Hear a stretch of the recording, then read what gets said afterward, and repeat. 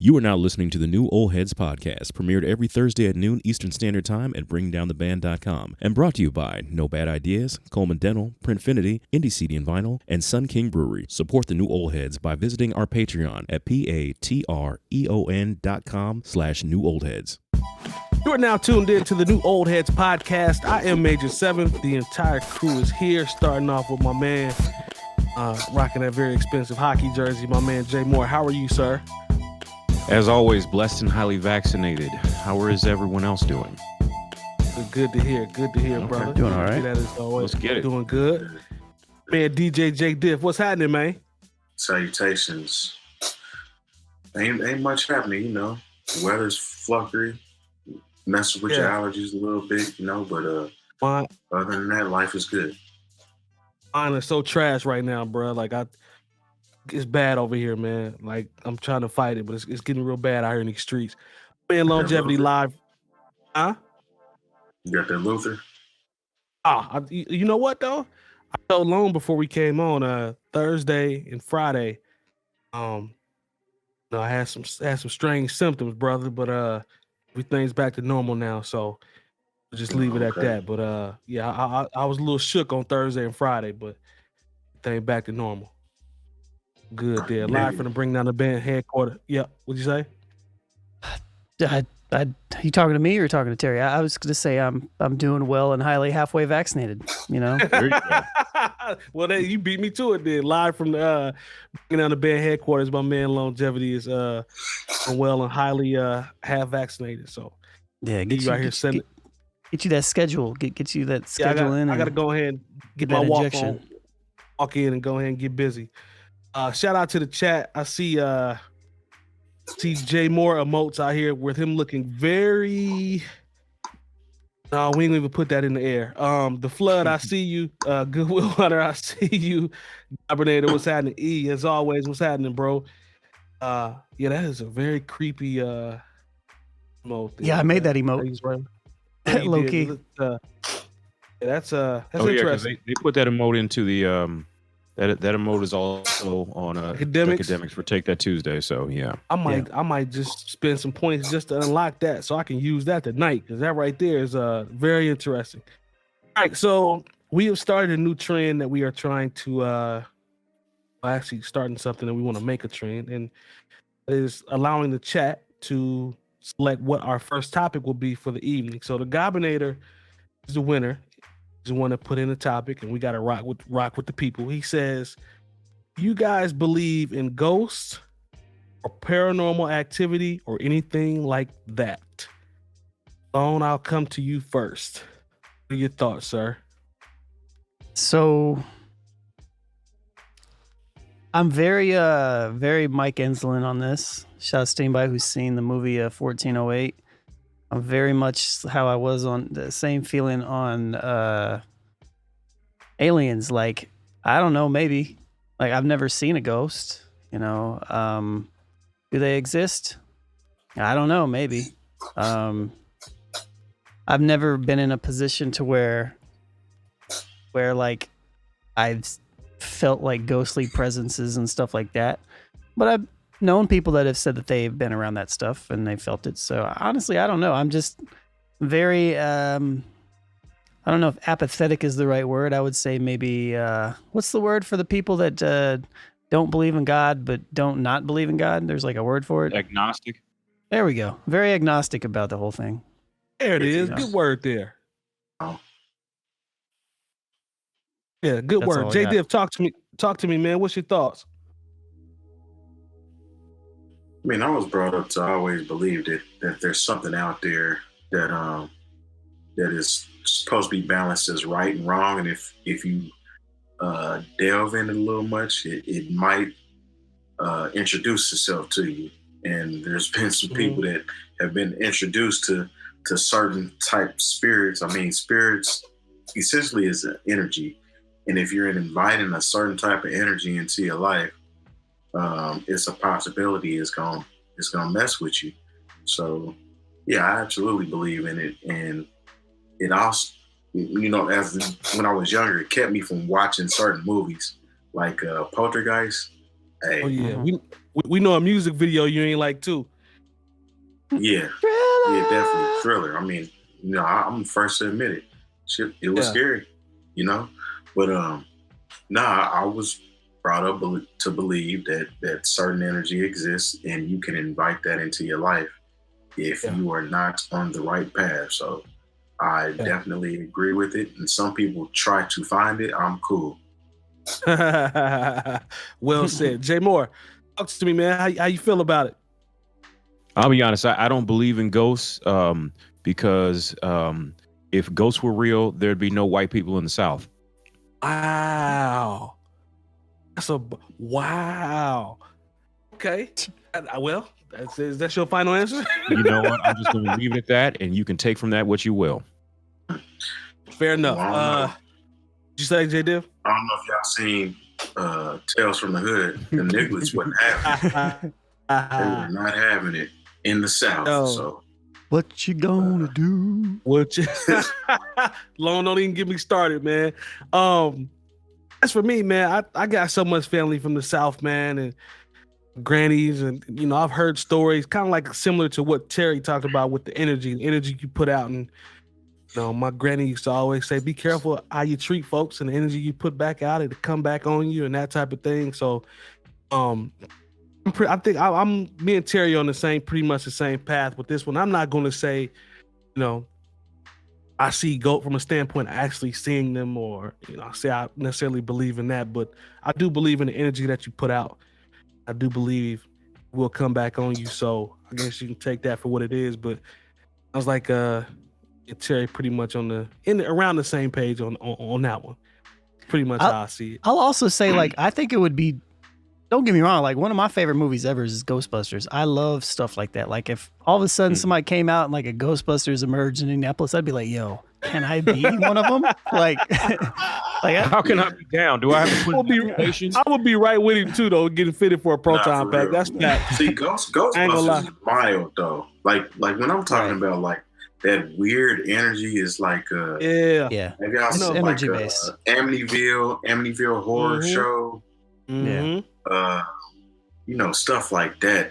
That stuff is a whole different type of haunting.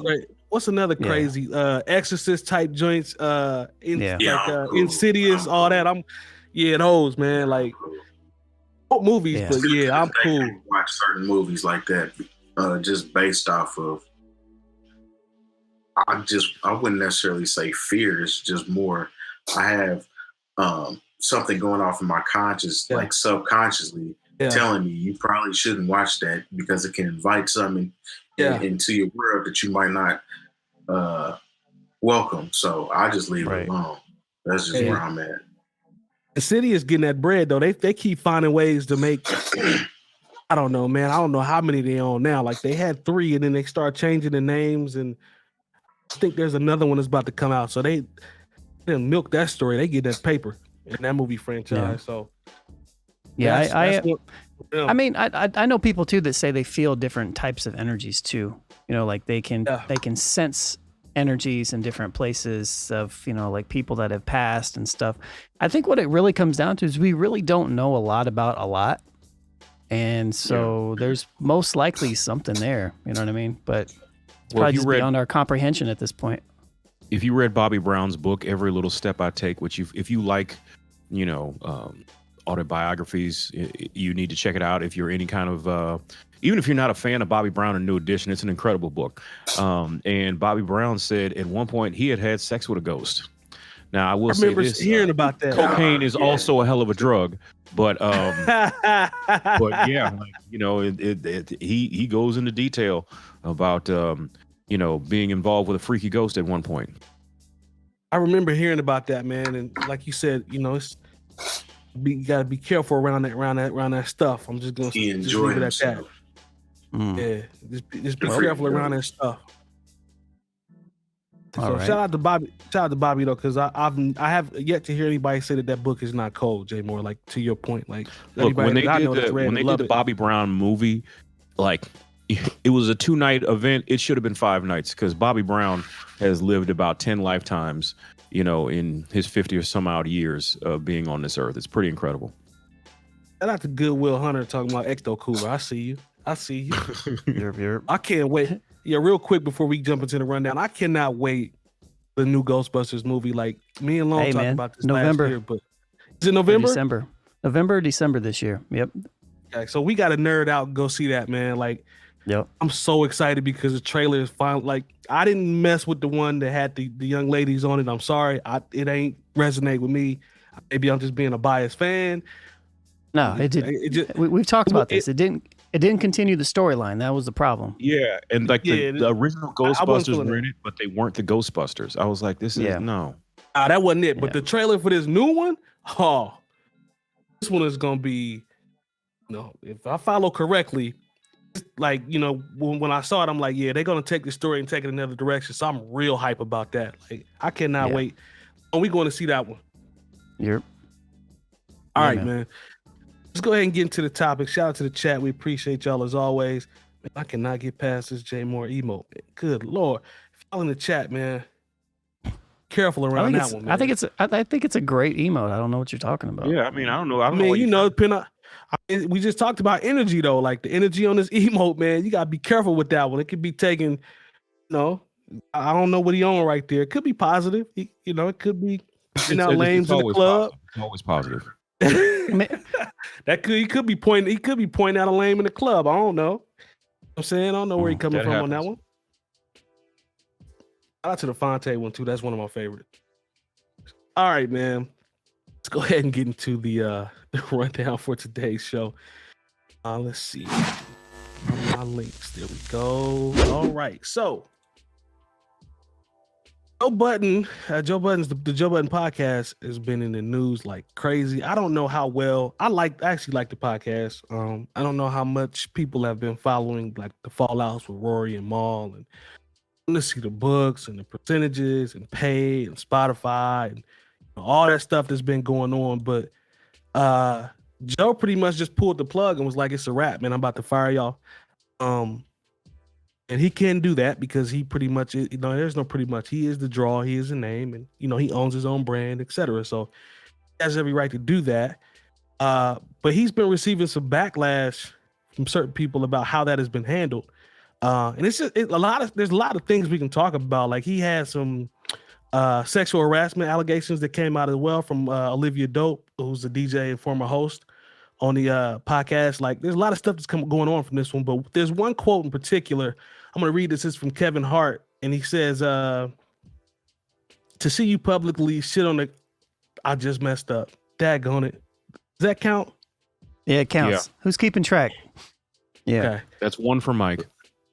I think Terry said the SH word early too.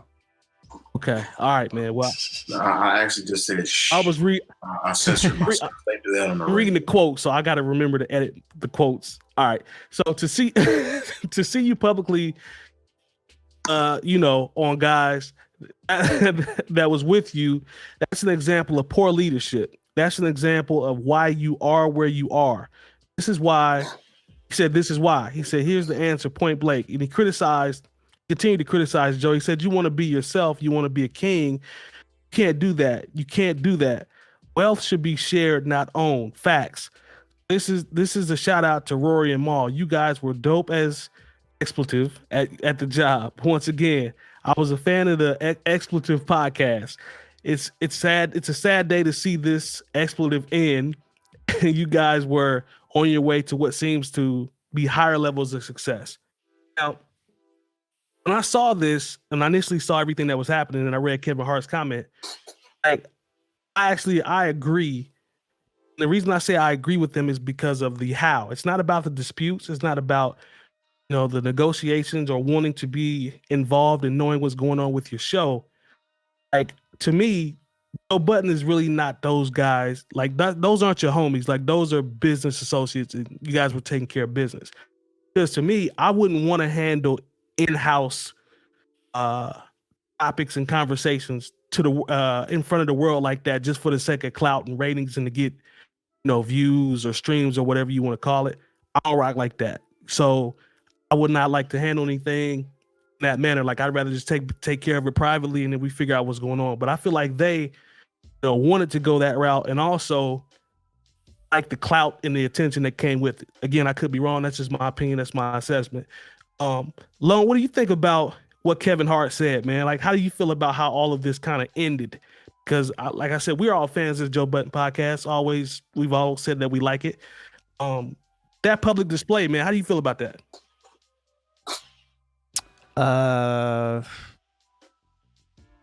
Well, I mean, to Kevin's point, I do think it showcases poor leadership. You know, if Joe's going to tout himself as the boss, then he needs to act like it. You know what I mean? At this point in time, the Joe Budden podcast has well over 300 and some odd episodes. Rory and Mal are just as much as the podcast as Joe. I mean, I don't think that the show's going to continue, is it? I mean, no, they had dropped a new episode on Saturday, and there'll be a new one out tomorrow. Oh, so they're going to continue. Oh, it is going to continue. Okay. Yeah. Without them? So who's going to be on it? Is it just Joe? Well, this is the thing, and this is kind of counter to what a lot of people feel. Look, Joe Budden is the lead singer of that. If you're going to talk in musical terms, and you know, it's like, look, it's kind of like what Big Red said in in the Five Heartbeats. The other guys are interchangeable. Like when Ice and Ish were on during that time when initially Rory and Mal were taking a break. As someone who's a fan of the show, I still enjoyed the show. I didn't really miss Rory and Mal. I know there are some people who do, but like I said, like that's part of my, you know, my playlist when I'm out running and working out.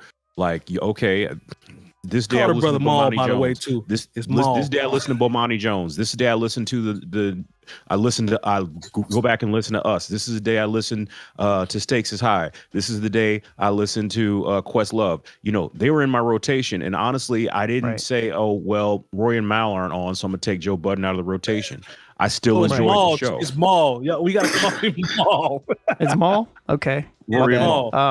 Yeah. So I mean, you kind of gave the preface that I was a fan of the show. I'm not a fan of the show. I don't know the show. Outside of like random things that. No, I don't hate the show. You know, like I want them to succeed in everything. But it's like I don't like know. I don't listen to the podcast. I don't listen to podcasts. But what I will say is that, you know, I'll go ahead and just err to Jay on that because I know he does listens to the show. But I will say that I will be curious to see how the show goes and what the viewership is like, you know, in the next month or so. And, you know, this type of behavior sells these days. So, you know, it can still be poor leadership and the show can still, you know, do well, you know, so. You know, because this most recent episode, it was really good because, you know, Joe had on his therapist and was, you know, working like, and so as somebody who, you know, is interested in the mental health space and seeing how people work through things and work through trauma, like this episode was just as good as any of the ones that I had listened to. I wasn't bored at all by it. I mean, they talked about the J. Cole, you know, to start, which we'll get to. But then they got into the whole, like, and the thing is he apologized or said he needs to apologize to both of those guys. But, you know, like I said, whether they are able to come back, honestly, if he keeps the guys that were on during their hiatus, I don't think I would really look. As long as Joe has somebody to bounce off of, then that show is going to be just fine. He, like I said, he's the lead singer on that show. Like some shows, like it's definitely okay. Like I feel like with us, it's like when it's the four of us on, it's definitely a 4-part harmony. You know, we all contribute, I think, equally to how the success of this show and how it flows. But like with Joe, like if say it was just Rory and Mal and Joe wasn't there, I'd be like, well, y'all could have just took the week off. Right. Jump in there, Jay. What are your thoughts? I'm a little indifferent on this particular situation. And it's pretty much just based off of Joe's behavior. And it's almost like it's a crash course that's waiting to happen at all times with Joe Budden.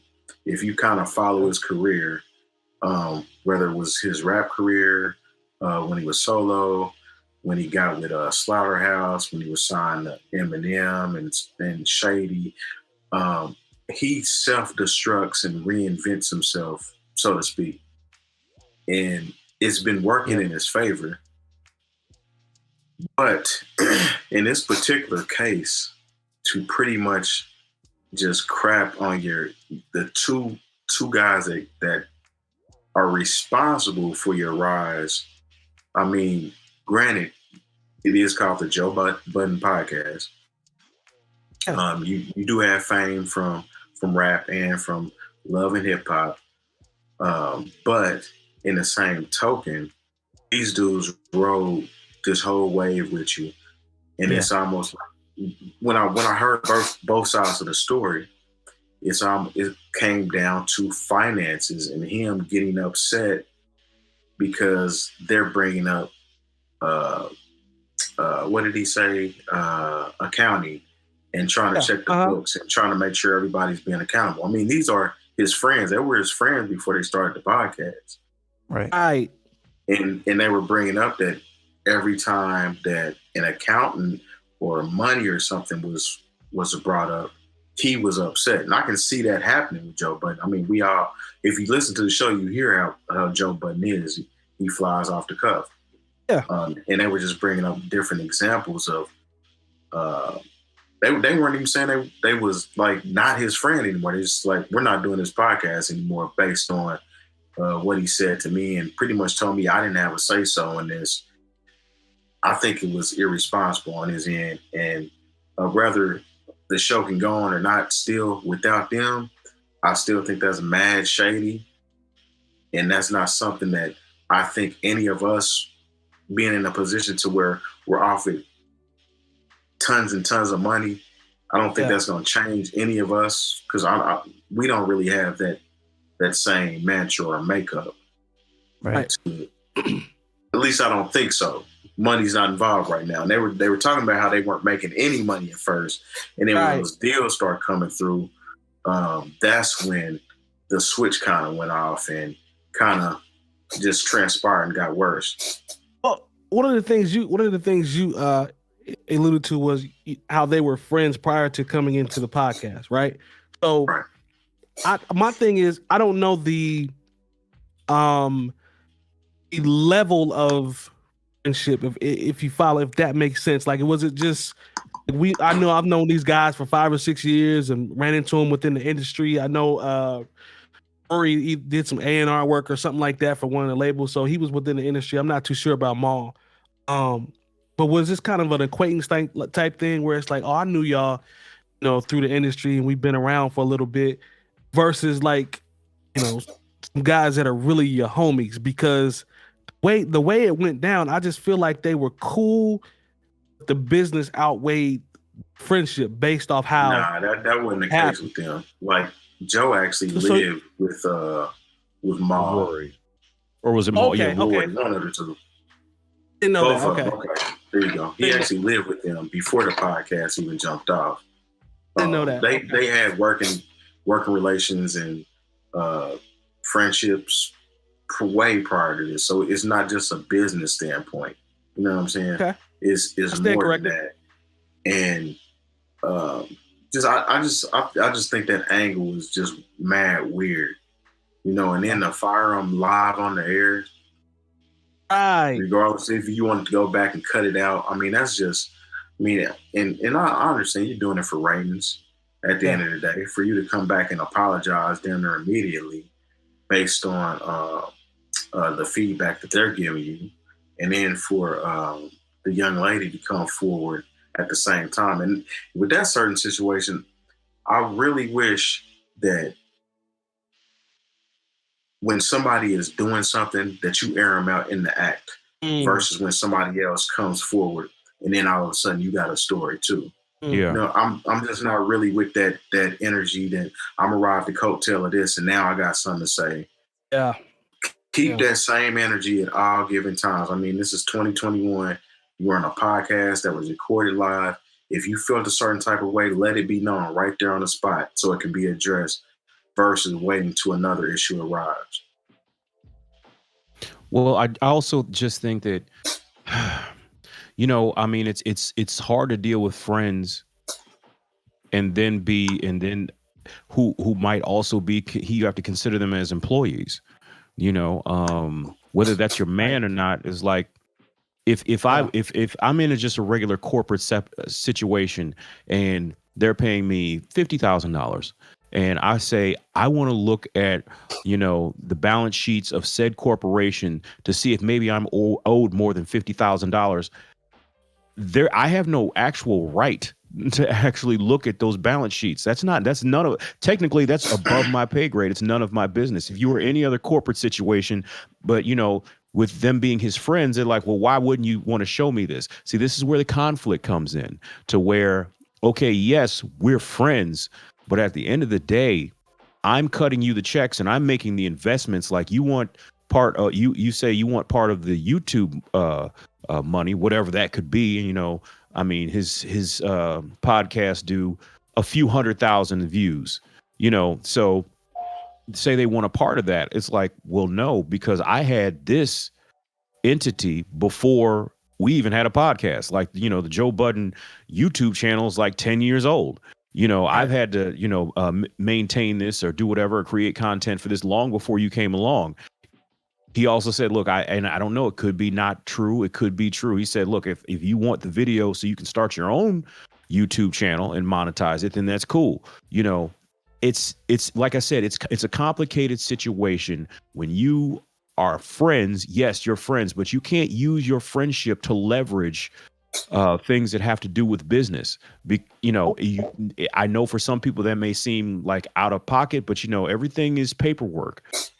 I would, even like I said, we do this out of love, but like say it was some crazy deal, we would have to have some hard conversations and see, if all of a sudden Spotify wanted us to just be on their platform. Those conversations can't be easy, but somewhere along the line, like there have to be boundaries put in place. You got to have them. Yeah, and to that point, problem with them. Go ahead. Go ahead. No, you can go ahead. Well, I was gonna say the problem with them was I want to say Rory was there from like pretty much the beginning. Like he was stating that even the IP was addressed to his email address from the very beginning, and they weren't trying to get into dealings of money and things like that because they were like, we weren't really making anything. But when it started to bubble, when I'm bringing up those conversations, then Joe would get mad, and then he'd go, I would just leave it alone. So to me, it's almost it's a narcissist trait to me for whenever I want to talk about this business that we all have together, that you're upset about it because I want to talk about it. That's not cool. Whether you're Joe Budden or not, and everybody knows that out of us three, you're the household name, but we still add value to this, and we feel like we should be compensated. And when we want to talk about being compensated, it shouldn't be a problem. I think that energy in itself is whack. You know what I'm saying? Yes. Jump in there alone. Exactly. So like, all right, so we may not be this huge entity, but at the same time, I've already done all the work on the back end to know how. I mean, obviously, if some deal like set off, we would have conversations. And I think that's the thing, right? You have the conversation with everybody and you say, all right, well, this is what I think it should be. And then the next person says, well, I think this is what it should be. And then you talk about it, and you make it work. Like the way that we are set up, and just to Jay's point, like even if it's Joe Budden's YouTube channel, doesn't mean you can't look at the analytics and see which videos are just the Joe Budden podcast and then take those videos and then do the analytics and split it up however you guys decide to split it up. I've already thought about all this stuff for us. So it's they brought it up too. It's like it can be done, and it's not hard, and they have the money to hire somebody to do it if they don't want to do it themselves. So it's like I think it just, again, it goes back to it's a lack of leadership on Joe Budden's part. Because if he is going to be this person that's out front and he's leading all this stuff, it's not hard to show the books if there's nothing to hide. Number one, like if it's clean and it's somewhat equitable, and you're okay with making money, and and you make so much more money than everybody else, like, obviously he's the namesake, right, of the Joe Budden podcast, but to Terry's point, everybody contributed to them getting to the point that they are at right now. It's a team effort. So I don't think it. I don't know. I think it just makes sense to build with the infrastructure with everybody in mind and to be able to bring these conversations up when things happen and things change. And, you know, like, I don't know. It just, none of this is like, none of that to me is like an excuse. Like to me, and maybe this is where I separate the business part from the friendship part, but it's like, or look at it a little bit different. Like I don't see the issue with having this conversation with your friends, and I don't see why that is a hard conversation if you're upfront and you're honest with everything. Like I get that the conflict of interest could come if there's conflicting ideas and everything like that, but if you have this conversation early, then it seems like, you know, like if somebody comes to us with the deal and it's significant, then we talk about it. Right. Cool. What is the brand's representation of what does bringing down the band do for the notoriety of our show, you know, as opposed to just us separately? And what does each individual person do and contribute to? Like this stuff isn't easy for anybody that's got a little bit of a business acumen. And if maybe just Joe doesn't need to be that person, you know, I don't know. Well, I mean, what you said to me, you hit the nail on the head when you talked about addressing things and having the conversations up front. And this obviously is a situation that has lingered. It's festered. Like it didn't, whatever conversations that were supposed to have been, they're supposed to have, I don't think they've truly had them. And all this, it sounded like a bunch of guys that were sitting on feelings and some things that they wanted to say, and it just kind of came to a boil. That's the way it looked to me. I don't know if they ever had conversations that Lone talked about.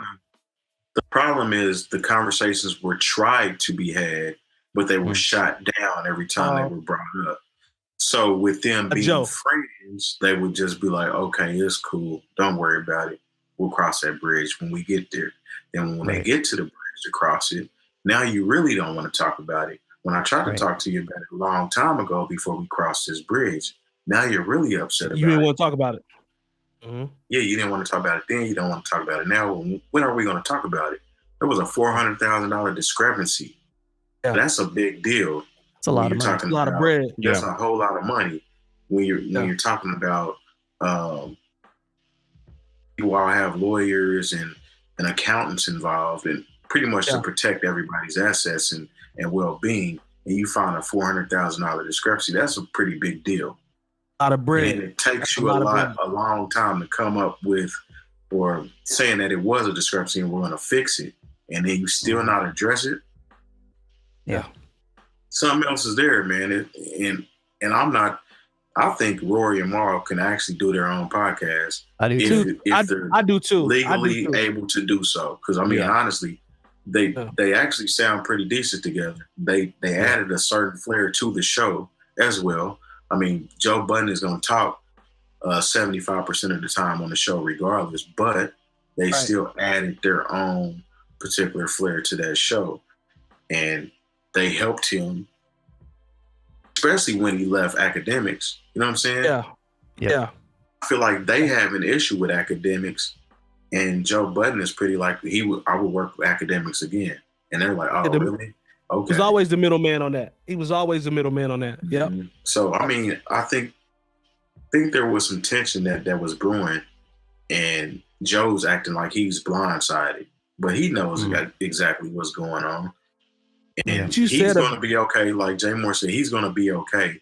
But at the end of the day, that still was a shady move. What you said about what you said about what you said about Joe Budden's personality, not Jay Moore personality. What you said about Joe Budden's personality, like, you're right. When you go back and you think about his history, like, that's a damn good point. Does that count? Yeah, I don't think you should probably say that either. I'm just going to go ahead and give you 2 and ring the bell. I think you're cool. Whatever, man. But that's good. That's it. That bell was kind of whack. I ain't hear nothing. I'm glad I didn't. It ruined the moment. That's a darn good point, man. That's a darn good point. So that makes it worse. All right, Beaver Cleaver. Nah, man. But I just wouldn't have gone. In my personal opinion, I wouldn't have gone about it that way. It's ways to handle things, and it's just not my style. But to each his own. I tell you what, Gotta live with the consequences now. When because you know the podcast that wound up getting yanked down, boy, that for a bootleg podcast, that thing made its way around.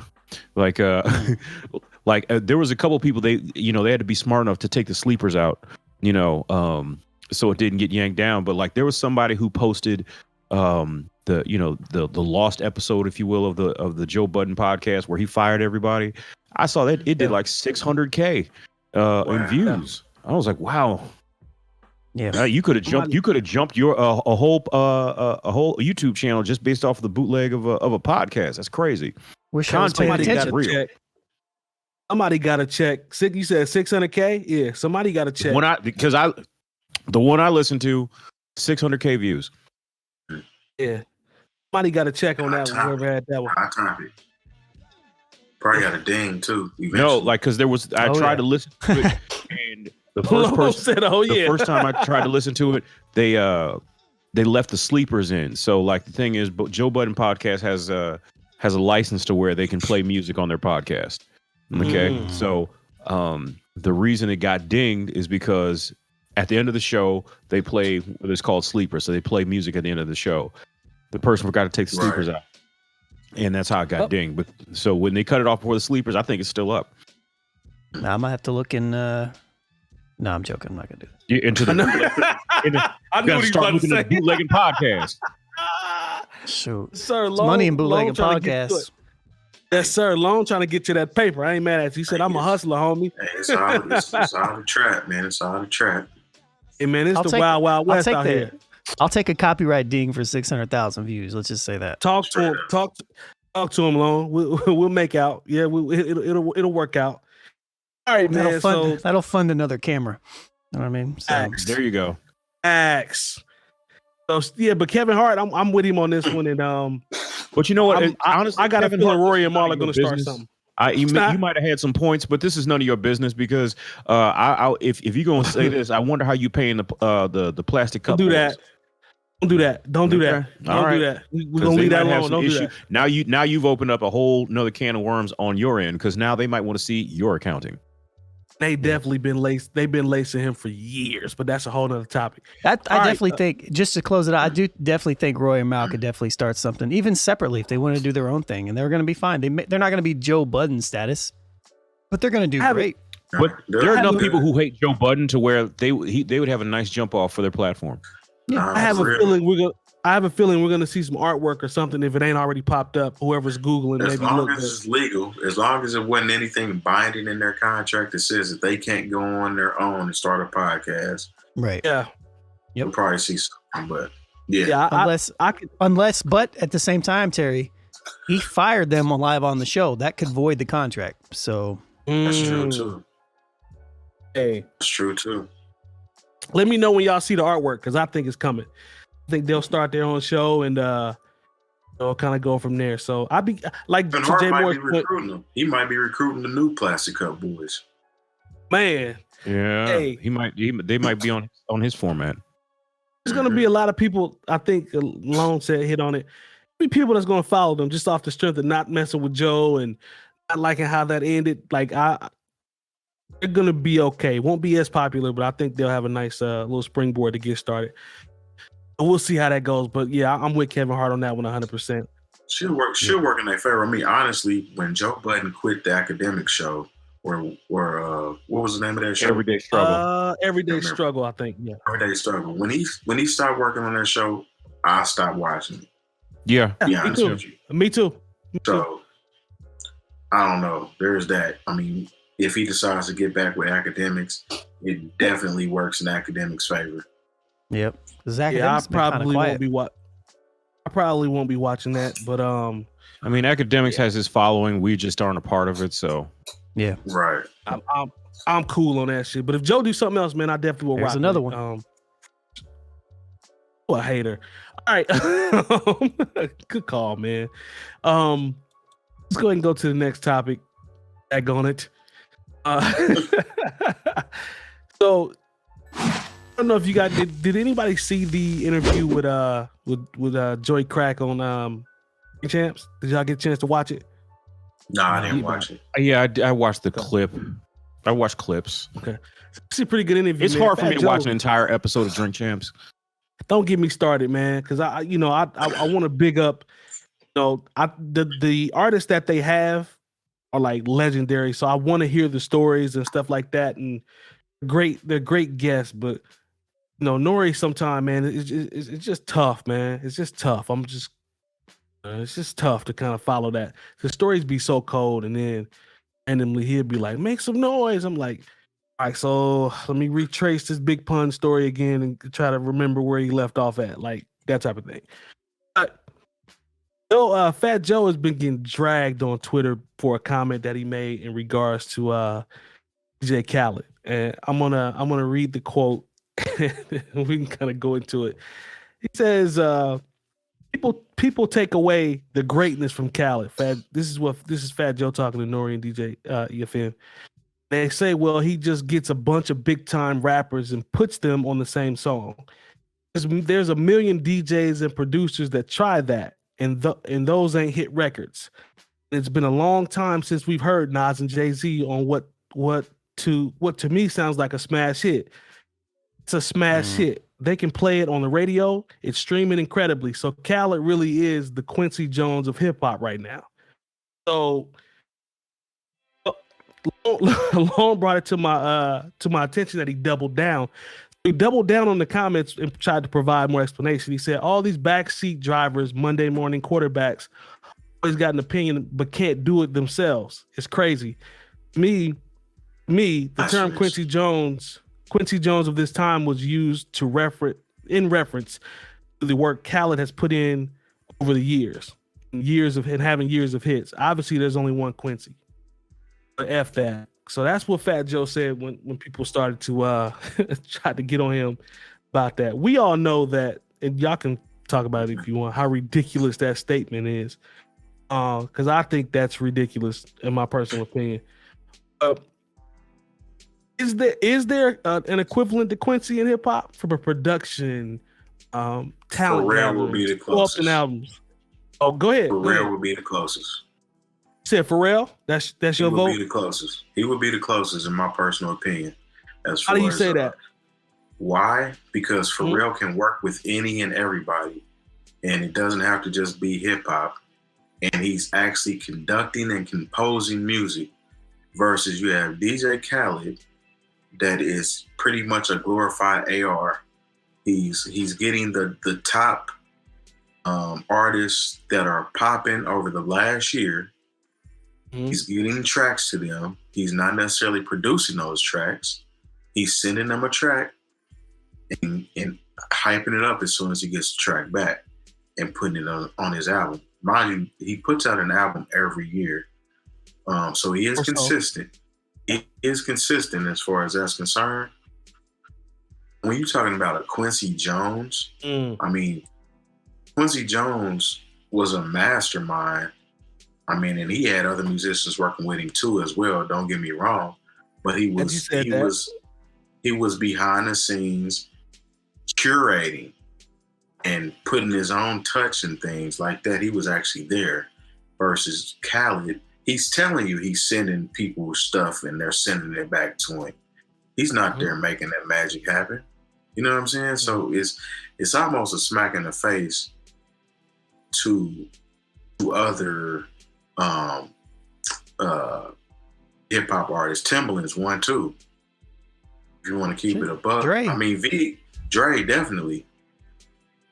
They're the equivalent to a Quincy Jones, in my personal opinion, when you're talking about hip hop collaborations and composing music versus just sending somebody a track and then plugging in somebody else's verse. I mean, he's creating magic on some of these tracks, but in the same token, it's not Thriller, it's not Off the Wall, it's not even Back on the Block level Quincy Jones stuff. It's not Q's Juke Joint. It's not The Dude. It's not anything.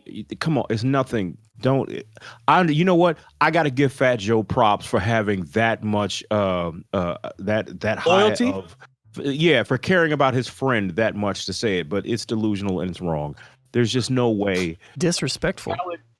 it's Talk yeah. to him, 'Cause Mo. yes, you're being supportive of your friend, but you are denigrating the legacy of a one Quincy Jones to compare him to DJ Khaled. DJ Khaled is, he's figured out a way out of no way, but like, let's just keep it real. This dude puts his name on Like your that. homework right before you turn it in. And it's not, Quincy Jones literally made something out of nothing. He started with nothing and created Thriller. He knew who to bring in his songwriters. He knew exactly where to turn this and turn that. I mean, yes, that's cool that Khaled has a Jay-Z and Nas, but like, it's about a relationship, not an actual artistic endeavor that created, that magic. And honestly, don't get me wrong, I think it's a good record, but don't tell me about how it's streaming crazy and about how I'm in the clubs. We're not playing that record. We're not really playing any of these records except for the Drake record that came out a long time ago. In this, he's playing. Look, I would never see Quincy Jones get upset that somebody, album came out and it did better than mine. Like when he acted up when Tyler the Creator's album beat his on Billboard. He's not from that cloth. Shout out to Fat Joe for being such a good friend, but please don't denigrate and disregard and dismiss and be disrespectful of Quincy Jones' legacy by saying this outside out and doubling down on it makes it even worse. Yeah, 100%. And not to mention who has. Bad. Go ahead, Long. You can go ahead, Terry. I mean, you sorry, I was a little excited. You can go ahead because it pisses me off. But no, he hasn't broke anybody. I mean, he tried with Ace Hood. Ace Hood don't even rock with Ace Hood no more. When you talk about Quincy Jones broke 𝗏𝗄𝐴, he broke Tevin Campbell.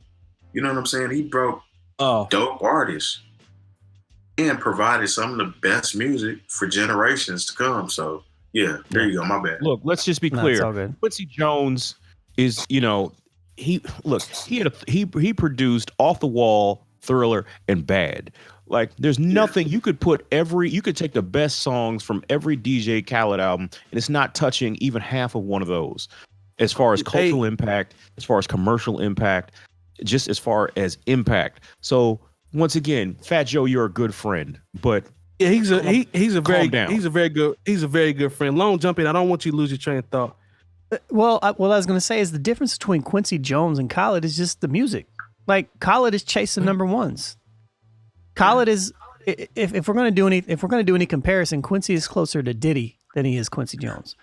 But Quincy was about the music, and it just so happened Khaled's closer to Diddy. Closer to Diddy. He's in the studio. He's picking the samples out. He's organizing stuff like that. But like to compare it to Quincy is just disrespecting Quincy Jones and people that, us that like know what Khaled's doing or whatever his name is. Khaled. Whatever. Nobody that cares about the music, like legitimately cares about the music, is going to get upset at Tyler Creative's spectacular project that comes out at the same time. Like, you're not going to get upset at that. It is what it is, dog. Like, he put out a dope project. It came out around the same time. I'm not trying to hear about counting stream. Oh yeah, same week. You're supposed to welcome. Right. It was the same week, but you're supposed to welcome that. If your product is that good, you shouldn't care what comes out on the same day that your album comes out on. Fabulous, his debut album dropped the same day as The Blueprint. Unfortunate for him. I mean, it's lucky that he's still around and still doing okay. His soul tapes was off the wall. But, I mean, he dropped his debut the same day as Jay-Z. I mean, 50 Cent and Kanye went head to head in one of the most talked about release dates in history as far as hip hop is concerned. That was marketing genius right there, by the way, too. Definitely. I remember that. It was on 6 and Park, all that. Yeah. If your product is standing on something, you shouldn't be afraid to go up against anybody. Drop it. Yeah, the thing, like, all of you, especially when you're the favorite. Yeah. That's the point. Like you're mad at you're mad at Tyler because he's like the runner up and he's like surpassing you. Like that just speaks more to you're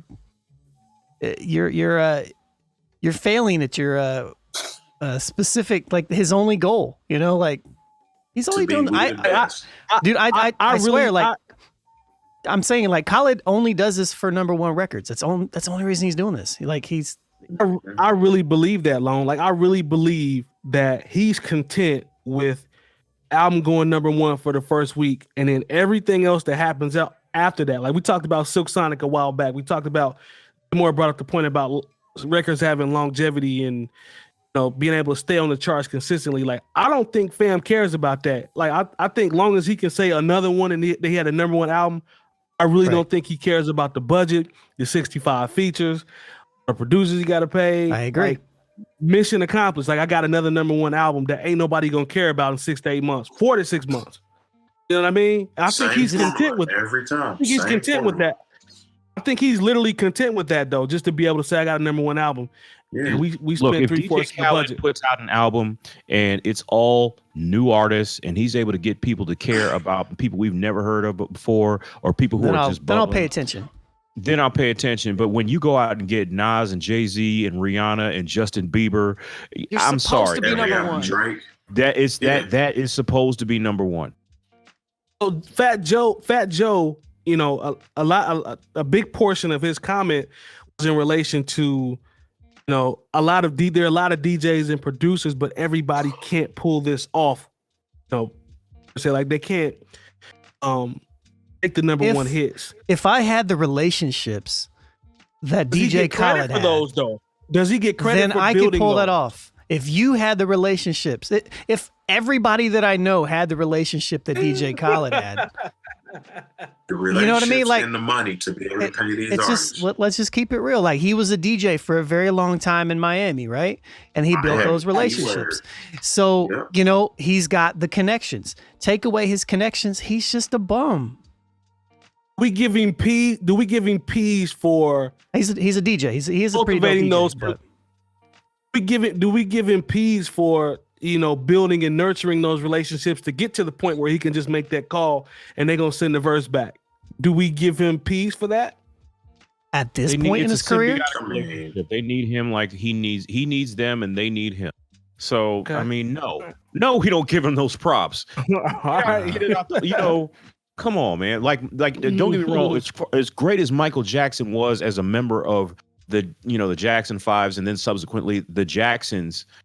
Yeah. Look, people were not knocking down his door to work with him as a solo artist. Like, it really was a thing where they cultivated, and we can want to talk about relationships. They cultivated a relationship when Quincy Jones was doing The Wiz. And then it was like, well, I'm looking for producers. And Quincy Jones is like, hey, I'd love to. And, he was known as a jazz dude, not as somebody who could do, disco pop music, which was R&B, which was what was popping at the time, so really at that point, Michael Jackson really was kind of an underdog, that Quincy Jones took on and created a masterpiece.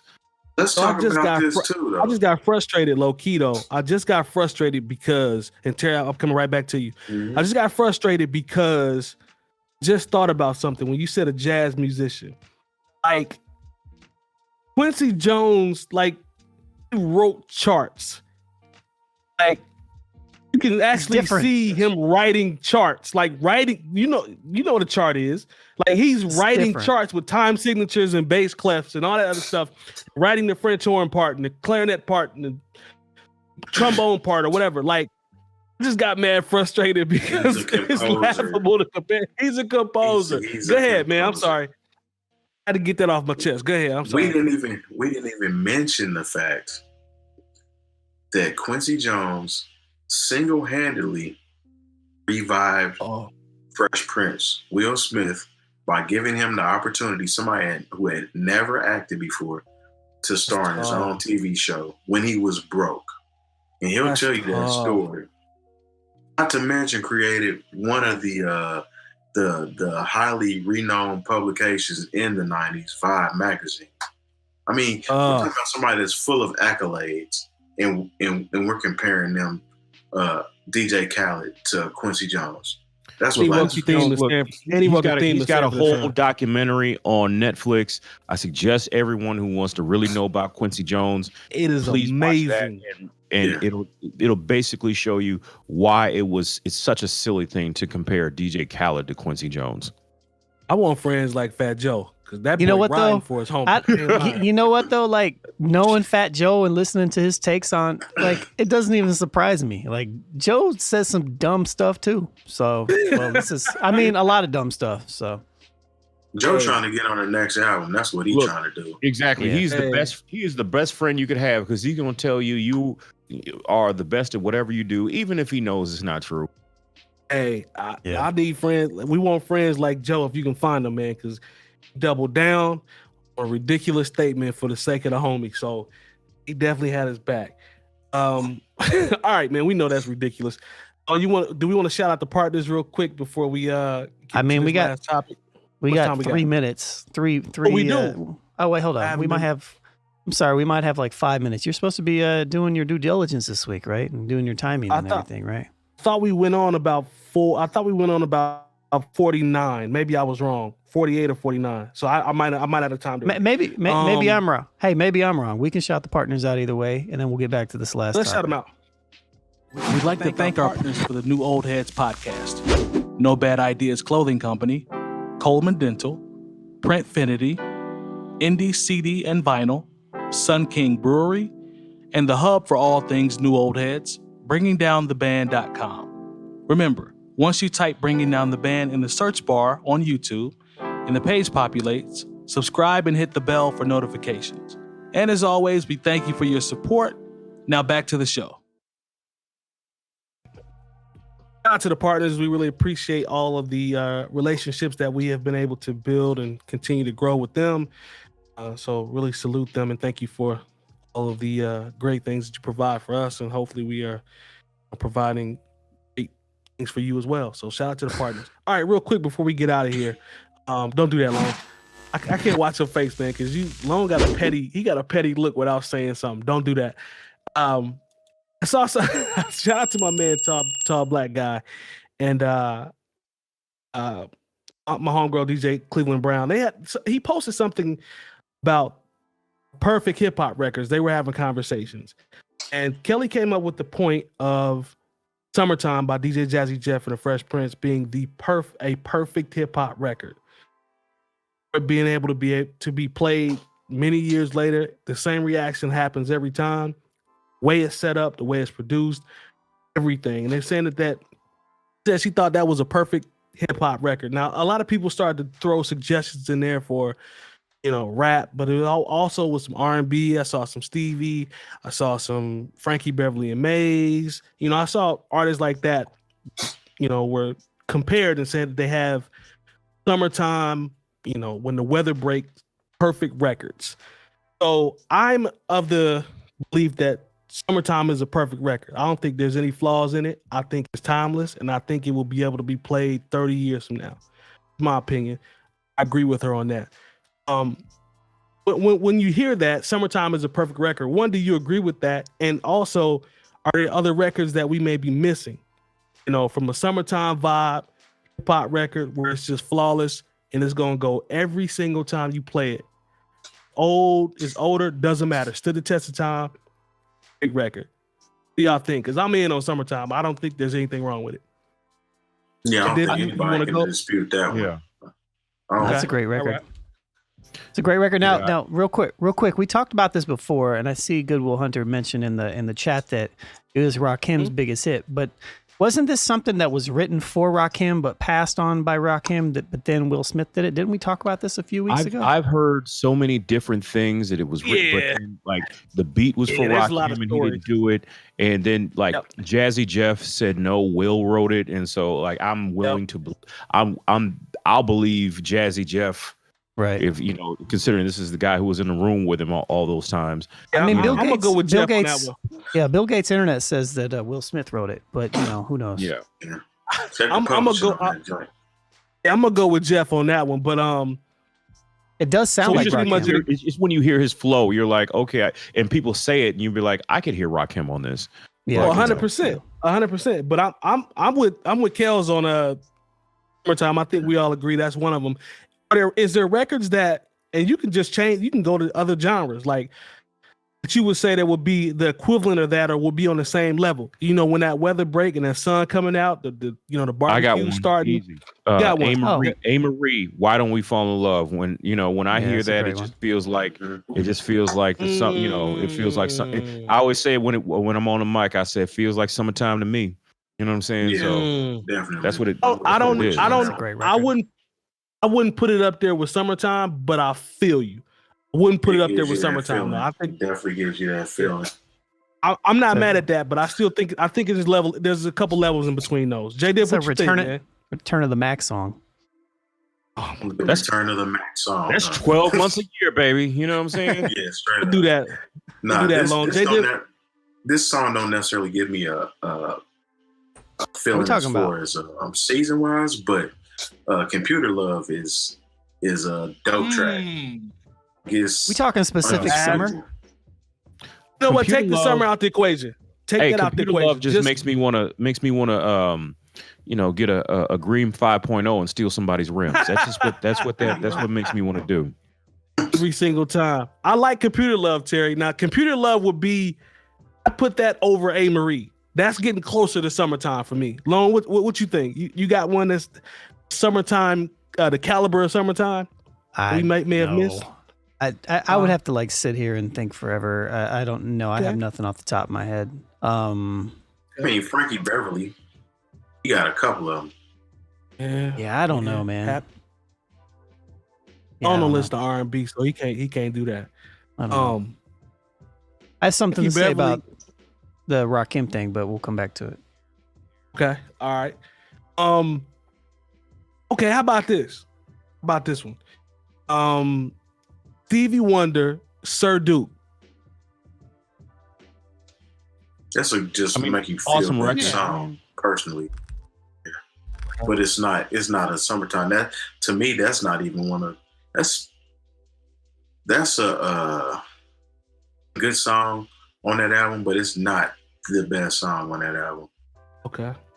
Ribbons in the Sky probably give me a better feeling than that one does, to be honest with you. I love Ribbons in the Sky. What about, I know this is kind of underground though, so maybe it doesn't stretch, but like Fall in Love by Slum Village is such a, like you can play that anywhere almost. That's it. Maybe not anywhere, but I don't know, like anytime that comes on, it's just, it might not be as universal as the other ones, but that's a good vibe though. That's a good vibe. Even Selfish though. Slum Village got a couple of them. Selfish is one of them too, to me. Yeah. Oh, that's a good vibe. Yeah. I don't know if it has a universe. I'm talking crossover appeal. Like Summertime, there is no limit. There's no limit to Summertime. I don't care where you play it. There's no limit. Even the song that I named. So if I'm naming songs that are like Summertime that are going to give you that same feeling, you'd have to go Frankie Beverly and Maze with like Happy Feeling, Joy and Pain, and Joy and Pain, and the one that Beyonce just redid like 2 years ago. Golden Time? No, not Golden Time of Day. What did she do? She did Before I Let Go. Yeah, Before I Let Go. Before I Let Go. Yeah, Before I Let Go. That's an immediate jam. That go. In any set. That goes. Yeah, that goes. I'm not mad at that. Summertime, man, that's just, I've heard it in so many different settings, man, and it's the same every single time. But it's also depending on where you at, G-Thing. It also helps about who Will Smith eventually became to be. Like at one point, he was the guy on that one show that was on NBC, and then he becomes like this global superstar. And then you can also just harken back to this place where it's like, oh yeah, he also did music. There's so many factors that are why that record still resonates with people more than 30 years after it came out. Did you want to? You said you want to double back one more time on that Rakim, or do you want to go ahead and get out? Yeah, so I'm reading a DJ Booth article from 2016, and right in this article it says people have suspected that Rakim secretly ghostwrote the Fresh Prince and DJ Jazzy Jeff's timeless anthem "Summertime," but in a recent interview, Rakim revealed that he didn't write the song, but it could have been his. So in a conversation with Hip Hop DX, Rakim confirmed Eric B's comments in another interview, confirming that the beat for Summertime was originally made for the God MC, not for Will Smith. Eric B also told Combat Jack that he had Rakim record over the production, but people were in his ear telling him the song was too soft, so he passed on it, and Will Smith ended up making a hit out of it. Yeah. But he had the beat. But Rakim had the beat. So everything worked out Lucchini. how that I was supposed to work out on that one. Like I'm good. Like everything happened the way it was supposed to happen, because that record is amazing. Not the cassette single. The album was called Whole Bass, just for y'all keeping track at home. All right, man. what about that? Yeah, I think I was trying to think. What about that Lil Zane song with 112 called "Calling Me"? That might be universal. And on that note, y'all, we appreciate everybody that's supporting us. That's that BS. And rocking Shout out to with Lil us. Make Zane, sure you though. If you're listening tonight, Lil Zane, we love you. Shout out to you. Make sure y'all go to Patreon, /Dual and take a look at some of the options that we have there. And also give us a follow on the new YouTube page. We're trying to grow that before we make this move over coming up next month. Got some dope announcements coming as well. We really appreciate the time. Lil Zane, we see you. And shout out to the chat. We'll see y'all next week. Don't see you. Peace.